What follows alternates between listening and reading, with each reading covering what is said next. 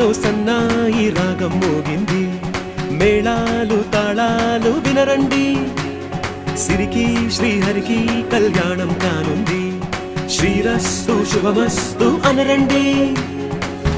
అచ్చు తెలుగింటో పెళ్లికి అర్థం చెప్పారంటూ, మెచ్చదగు ముచ్చట ఇది అని సాక్ష్యం చెబుతామంటూ, జనులంతా జై కొట్టేలా జరిపిస్తామండి.